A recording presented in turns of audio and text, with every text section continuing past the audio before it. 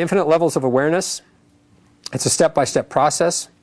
And so, again, we talked about intuition and how you can maximize that by separating your emotions from your intuitive abilities. Polarity of thoughts, actions, intentions, and helping others. And we've talked about some of this, but in this case, we're talking about massage work and energy work. Okay? Well, guess what? If you are what you think, and your energy that you're using is based on your consciousness, then you need to pay attention to who's touching you in body work or healing work. I mean, so if you can see clearly where they are, then you can choose to be involved in their activities or not. And I've experienced that. I mean, yeah, I mean, you don't get much use out of, you don't get much good out of a person who's not operating with integrity and polarity, a positive polarity. It just kind of may not do anything. It may do a little something, but it could be much better if you find somebody that has true understanding of polarity and what they're doing. Okay, control and you will be controlled, judge and you will be judged, do unto others. Well, there you go. That's just a blatant statement. Trust and intuition and guidance from higher consciousness. Until you can develop a greater trust in your intuition, trust it for those things that you should not do rather than those things that you should do. Let it help protect you in the initial phases if you haven't got a true handle on whether you're following your intuition or your emotion. You know, like don't invest in a stock, but maybe decide not to invest in a stock would be a better option if you're following intuition. Okay, and that's until you get it down to where you can, you know, you could use it to invest in a stock. Not that that's the best use for it, but I'm just giving it as an example. You know, should you go somewhere or should you not go somewhere? I know lots of instances where people say, oh, I shouldn't have gone to that party, and I knew it. You know, okay, well, then why did you? Okay, they did because they had fear of being judged by the other people at the party. I'm thinking, well, that's not a rational reason. You really care about that? You know, somebody's, you know, are these really supportive friends that are treating you like this if you decide not to go because it didn't feel right? And so, you know, that to me is called wasted energy. When you do something that really is not in your best interest or the best interest of other people, but you're just doing it because you're afraid of being judged. I mean, that's the worst kind of wasted energy to me. So you got to get over some things, and that is being judged. If it doesn't feel right, then don't do it.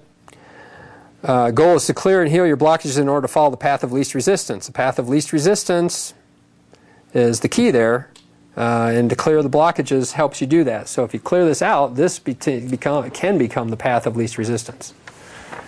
A lot of people, this is a path of resistance, but you can master it. And it can feel like like the path of least resistance, especially if you're at a high enough level of control by which everybody else is controlling for you. And then this path could feel pretty good. It could feel like the path of least resistance.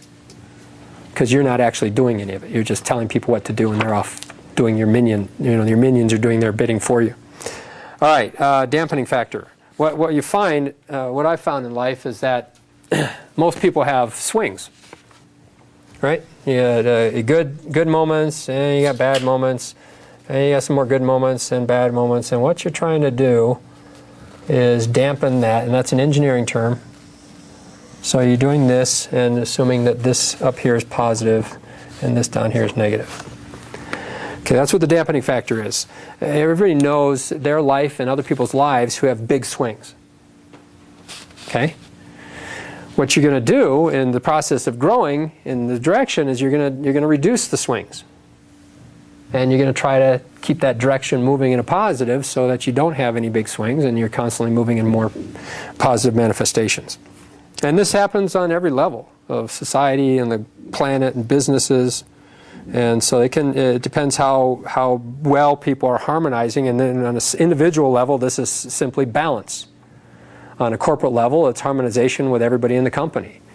On a global level, it would be every country. Okay, I don't think we're getting anything close to this on a global level, but let's hope that people can do it on a personal level. Pets, this is a good one. Pets are metaphysical antennae and reflect the owner personality and traits. Now, a lot of people don't like to hear this one because they have pets that act psychotic, okay, or are angry, or are whiners. Okay, pets are metaphysical antennae. They pick up the character traits of the owner, so you can tell a lot about somebody by looking at their pets. Okay, if they run around from behind the couch and nip at your heels, that's a person who's fearful. Okay, with a little bit of aggression. Okay, defensive. If you see a dog that is scared, or a cat that's afraid to come out, well, and you know what? Some people have multiple pets, and every animal is a characteristic of their personality. All right, and we talked about this. The pets will manifest not only your personality, but your ailments. So if you have a physical ailment, don't be surprised when your pet comes down with a physical ailment, because they are true unconditional love. They're wide open here, but they don't have any wisdom. Okay, they don't know how to keep it from happening. They're like, oh, I love you, I love you, I love you, and ultimately they're getting everything you're putting out, and they're soaking it up, and they can't do anything about it. So they're innocent victims here. So just be aware of that. I mean, again, you can tell. You go to the park and somebody's got an angry dog. Well, guess what? Somebody in that family has got a lot of anger. It's usually the owner, but sometimes pets have multiple owners, and depending on the household. Growth is all about self-evaluation. I think hopefully I'm getting that through to everybody. This is about looking at things that are going on in your mind, in your life, in your actions, in your manifestations, and then figuring out what caused it. Again, choose a role model. We talked about this earlier, and ask what would they do in the situation. If that helps, do it. I think it could help in a lot of situations. It doesn't have to be the most extreme example like Jesus. It can be a lot of different people. Some people see other people as closer to where they can achieve consciously, so pick something that makes sense. There's no such thing as failure, only transformation that results from growth. Well, we probably went over that one enough. So we're going to talk about some exercises now. Forgiveness. Forgiveness is for past experiences. Any thought of blaming self or others. Okay. So anytime you have a thought of a past experience that is negative, something happened to you, you did something to somebody else, you were in an incident, it could be physical, emotional, it doesn't matter. Any time that comes into your consciousness, that means it's not healed yet. If it's healed, it won't come in. It'll be gone. You have no attachment to it. Okay? You understand it. And it goes away. Okay, so the forgiveness exercise is strictly to say, I forgive, and better off to say it out loud. You can think it, you could write it, but better off to verbalize it. That's more powerful. So you say, I forgive this person for this incident. Okay, and be specific as you want. Now, you have to remember, you have to forgive yourself. Because what's the 50-50 rule say? That you put yourself there. You have 50% responsibility for that experience, no matter what it was. So you can forgive yourself. You can forgive yourself for saying, look, I forgive myself for not knowing any better.